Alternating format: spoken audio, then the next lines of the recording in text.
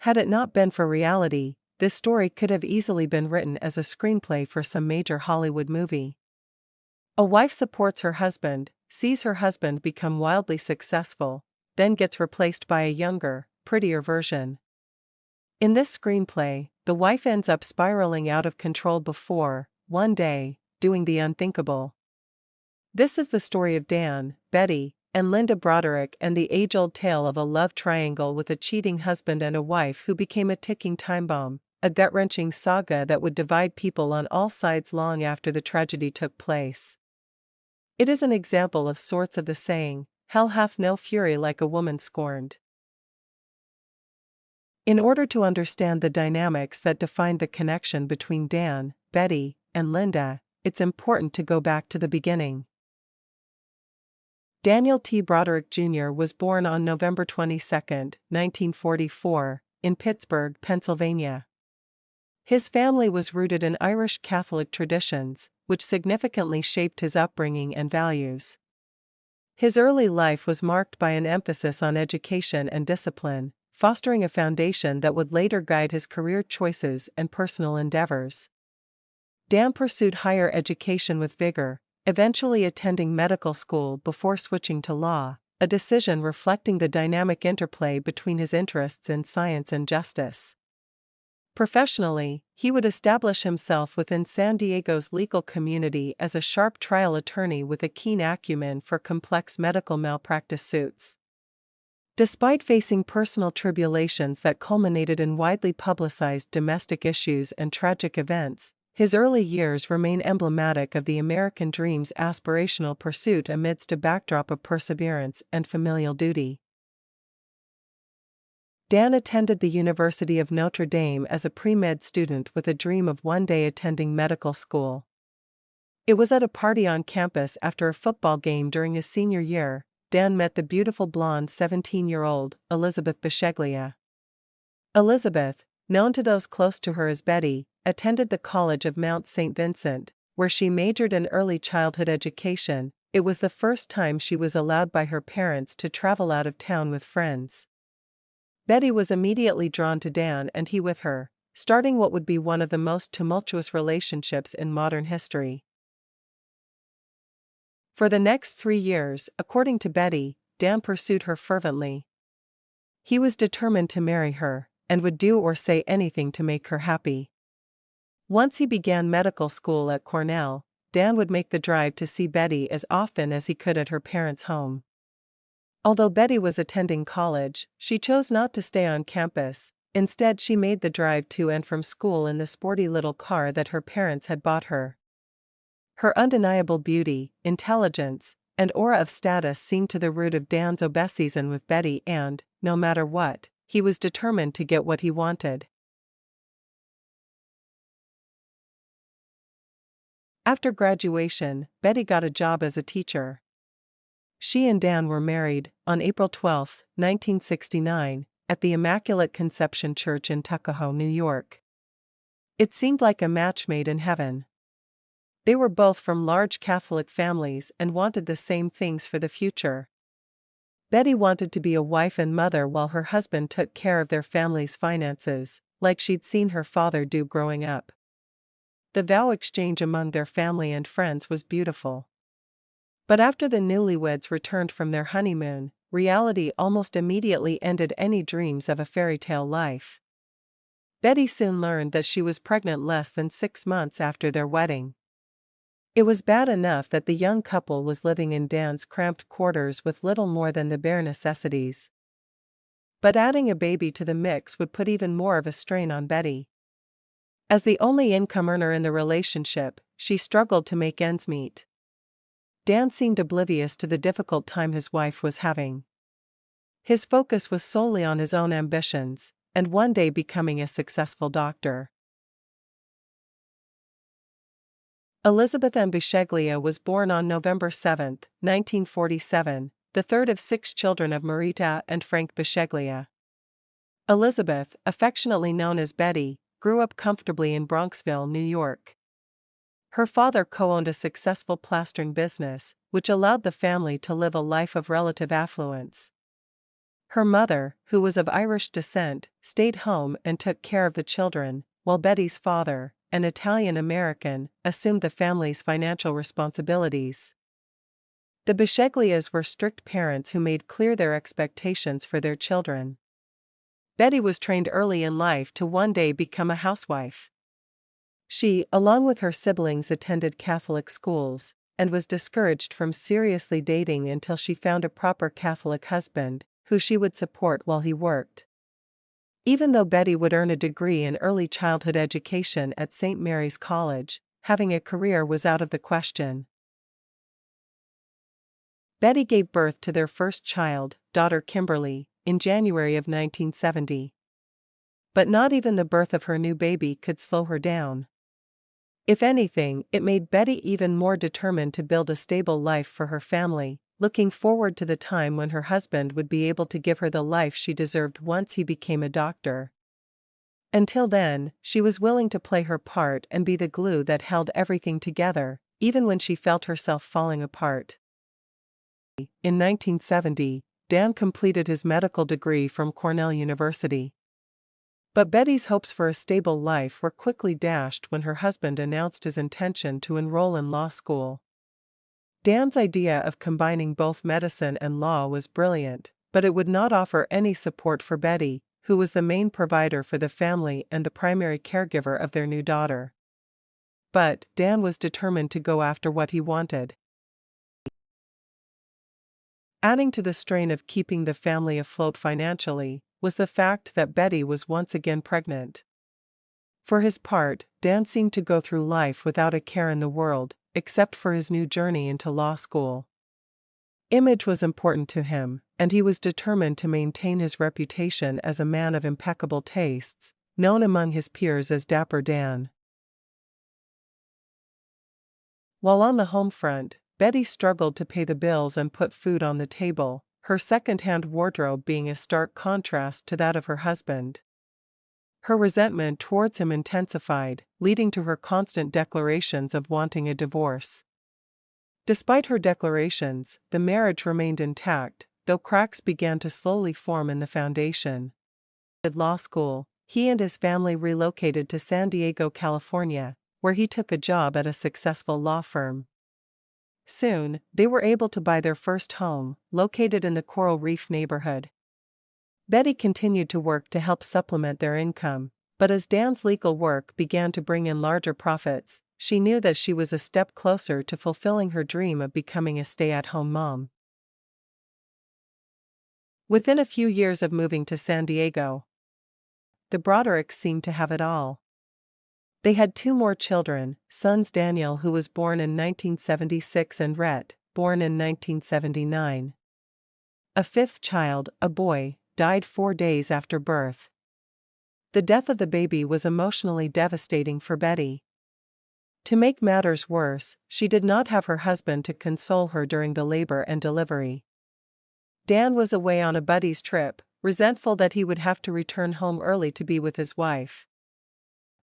This only intensified Betty's anger, causing her to lash out with verbal insults and accusations of cruelty. Her threats of divorce came almost daily, though she never actually went through with it. For the first time since their marriage, Betty was enjoying life as Mrs. Daniel Broderick. The more prestige Dan obtained through his career as one of the city's most prominent attorneys, the higher up the social ladder Betty was elevated. The higher Dan's star seemed to rise professionally, the further away he seemed to drift from his marriage.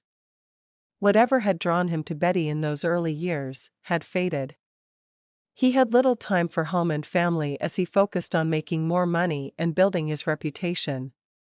His ambition was so consuming that he was almost unrecognizable anymore. Although Betty had supported Dan's insatiable drive in the beginning, she now realized the implications of his all-or-nothing pursuit. Little did she know that Dan's sights were set on something more than just his professional aspirations. Linda Kolkina was born on June 26, 1961, in Salt Lake City, Utah. She was the youngest of 4 children. Her parents, Arnoldus and Everdina, were Danes who had immigrated to the United States in the 1950s. Like Dan and Betty, Linda grew up in a strict Catholic household. Linda had even more in common with Betty, as the expectation was that her life would be spent as a wife and mother, nothing more and nothing less. Faced with the overwhelming cost of tuition, the Kolkina children were transferred to public schools. This may have been one of many experiences that shaped Linda's perspectives about life, perspectives that seemed to come full circle when she met Dan. When Linda was 11, life dealt another blow to the family when her mother Everdina died after a years-long battle with breast cancer. The family relied heavily on their Catholic faith during these dark moments. Being the breadwinner. After graduating from high school, Linda briefly worked as a flight attendant for Delta Airlines. But a scandal that may have actually been a precursor for later events brought an end to her flights of fancy.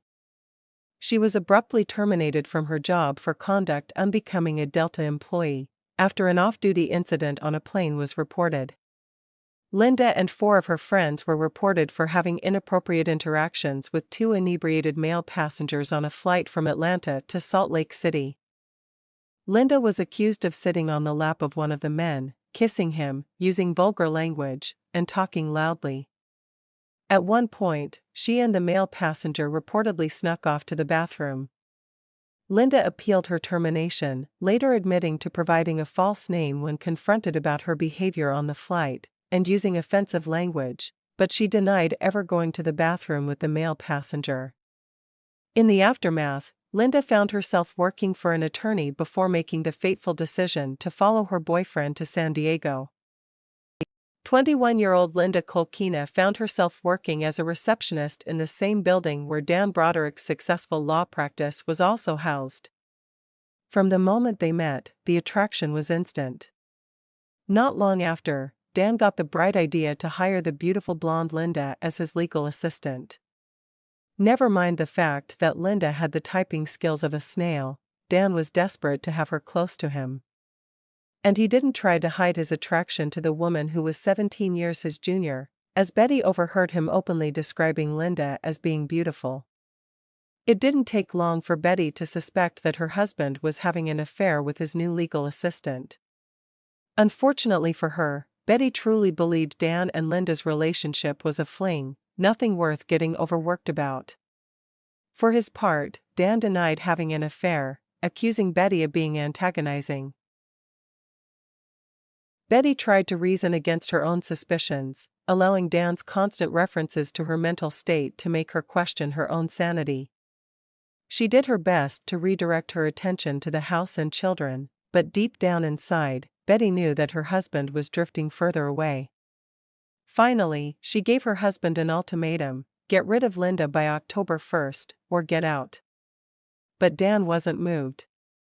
This certainly wasn't Betty's first threat to divorce, and he had somehow become immune to his wife's tantrums. The October deadline passed without much fanfare, and Linda Kolkina remained employed as his legal assistant. According to Betty, her husband had let it be known that it was his practice, his decision, and his house. He said that if anybody was going to move out, it would be her. Unbeknownst to Betty, the affair had become more intense than she could have ever imagined. Dan had provided Linda with her own apartment, somewhere the 2 lovebirds could discreetly meet outside the office. However, it was no secret in the firm that the boss and his legal assistant were having a torrid affair. Betty herself learned the truth when she arrived at Dan's office on his birthday to find not only evidence of a private party, but no sign of Dan and Linda.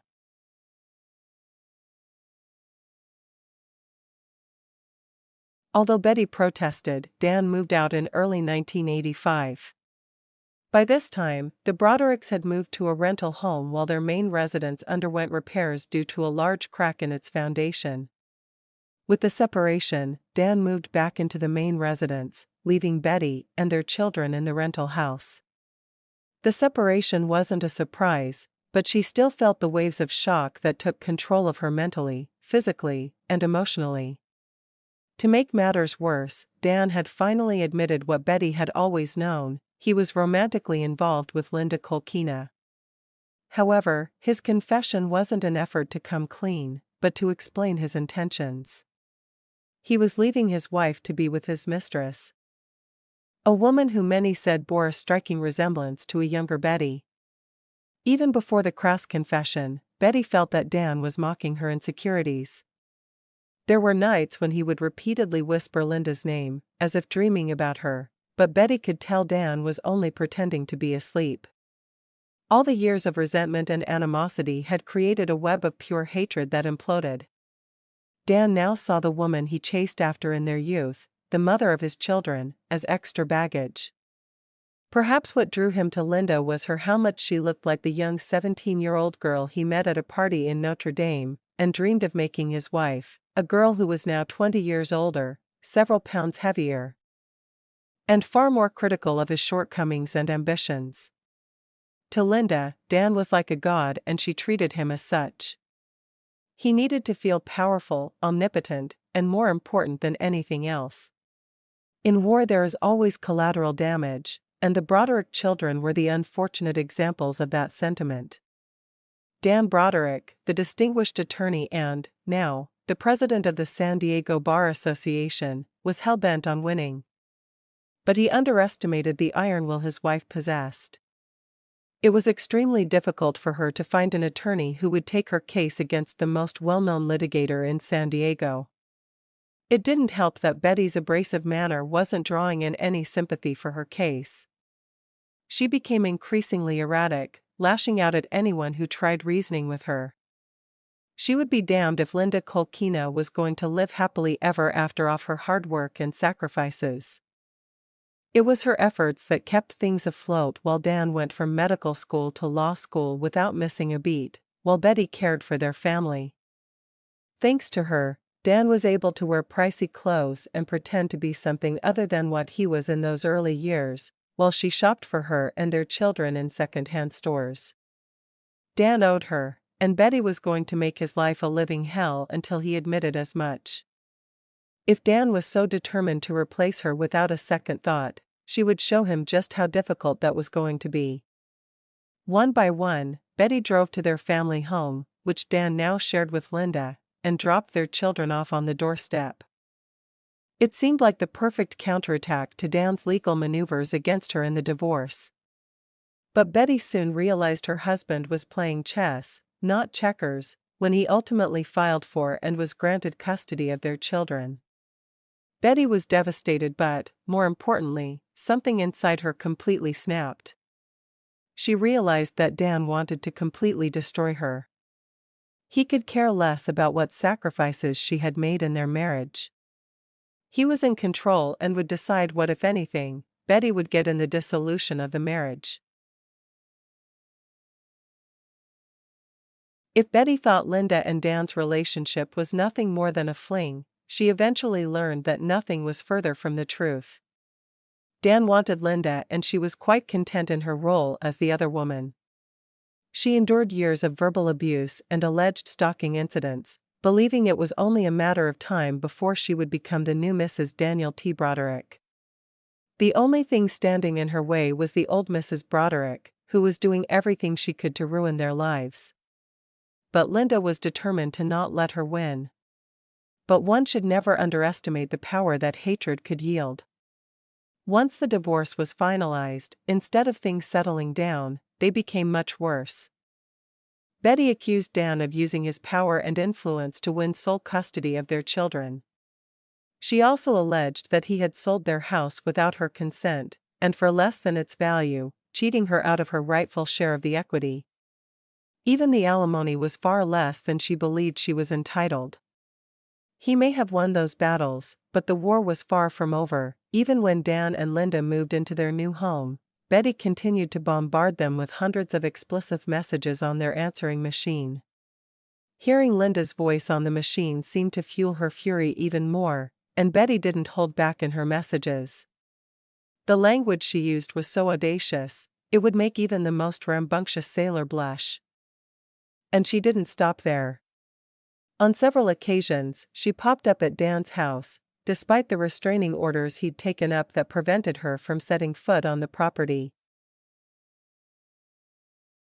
Whether she wanted to accept it or not, Betty's marriage was over. There was no going back, but moving forward would be almost impossible, at least for Betty. Dan, on the other hand, was ready to move on. He had proposed to Linda, who would finally become Mrs. Broderick. The tit-for-tat between the two women was so brutal and so intense, it left an unsettling feeling of impending doom in its aftermath. There were few people left in Betty's life now that she no longer carried the distinction of being married to one of the most prominent lawyers in the city. Invitations to social functions were no longer extended, the telephone no longer rang to exchange pleasantries. Betty was completely separated from the life she once lived. A life she had essentially helped Dan build from virtually nothing. It was her hard work and sacrifices that carried their family through Dan's enrollments in medical school and law school. Now, without a second thought, she was unequivocally being replaced by a woman who she believed wasn't worthy enough to assume her role as Mrs. Dan Broderick. To say Betty hated Dan and Linda would be an understatement. Each day that passed seemed only to push her further down a path of destruction, where the outcome was sure to be explosive. Dan and Linda were described as a couple in love whose goal was to one day have a large family of their own. Dan proposed to Linda in 1988, but, as their wedding day approached, tensions began running high. Linda became increasingly concerned about what Betty might do next, and she pleaded with Dan to take precautions. He denied her specific request to wear a bulletproof vest, but did agree to hire security as protection during the ceremony. It was later alleged that Linda had asked one of the employees at the firm to begin the process of obtaining a restraining order against Betty, but Dan was reluctant to take the matter any further. The wedding itself went over without a hitch, with the couple exchanging vows in front of family and friends, including Dan's 4 children. Betty, for her part, stayed away from the ceremony. Perhaps she had accepted the fact that the relationship between Dan and Linda wasn't going to end, as she had hoped. Or maybe it could have been that she had now accepted the idea that one way or another, no one in this situation was going to live happily ever after. 1 month before Dan and Linda's wedding, Betty purchased a Smith & Wesson revolver. Just 6 months after their wedding and lavish honeymoon in the Caribbean, the saga between Dan, Linda, and Betty came to a dramatic end. In the early morning hours of November 5, 1989, around 5:30 a.m., Betty drove to the Marston Hills home of Dan and Linda, taking the key to the house she had stolen from her daughter Kim. She entered the house, went upstairs to the master bedroom where the couple were asleep, and fired several rounds. After Dan made a final declaration, Betty ripped the telephone from the wall to prevent him from calling for help, and fled the scene. After contacting her daughter Lee, Betty turned herself in to La Jolla police later that day. She never denied that she had pulled the trigger. She further explained at trial that she had gone to the Marston Hills house to confront Dan and Linda to demand that they listen to her grievances, not bring an end to them. Therefore, her actions were not premeditated. Betty further maintained during the trial she was startled by Linda screaming, "Call the police," which caused her to unintentionally pull the trigger. Betty Broderick was ultimately convicted of second degree in 1991. Her attorney Jack Early argued Betty had suffered years of psychological, physical, and mental abuse at the hands of Dan. However, the prosecution denounced such a claim, characterizing Betty as a narcissist who committed the crimes against her ex-husband and his new wife out of sheer jealousy and rage over being replaced by a much younger woman. In the end, Betty was given 15 years to life for the egregious acts she committed. She has been denied parole at every hearing due to her lack of remorse and refusal to admit any wrongdoing for what she did to Linda and Dan Broderick in the early morning hours of November 5, 1989. Just 2 days before her 42nd birthday.